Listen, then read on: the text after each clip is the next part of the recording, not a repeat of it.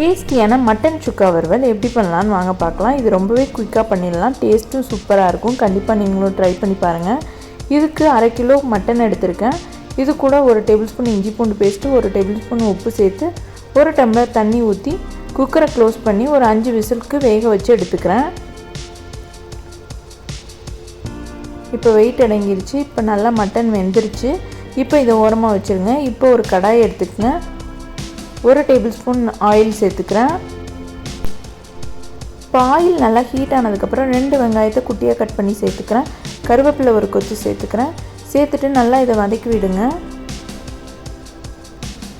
இப்போ வெங்காயம் நல்லா வதங்கிருச்சு. இப்போ இது கூட 2 டேபிள் ஸ்பூன் மிளகாய் தூள் சேர்த்து இதையும் நல்லா வதக்கி விடுங்க.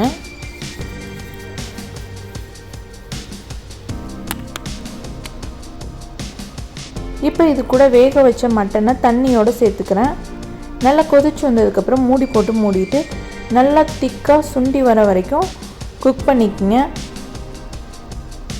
இந்த மாதிரி வரணும். இப்போ நல்லா இதை கிளறி விடுங்க.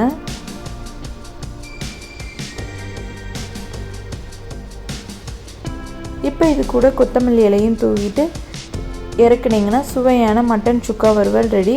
கண்டிப்பாக நீங்களும் ட்ரை பண்ணி பாருங்கள். உங்களுக்கு இந்த வீடியோ பிடிச்சிருந்ததுன்னா மறக்காமல் என்னோடய சேனலை சப்ஸ்கிரைப் பண்ணிக்கோங்க. உங்கள் ஃப்ரெண்ட்ஸ் அண்ட் ஃபேமிலிக்கு இந்த வீடியோவை ஷேர் பண்ணுங்கள். பாய்.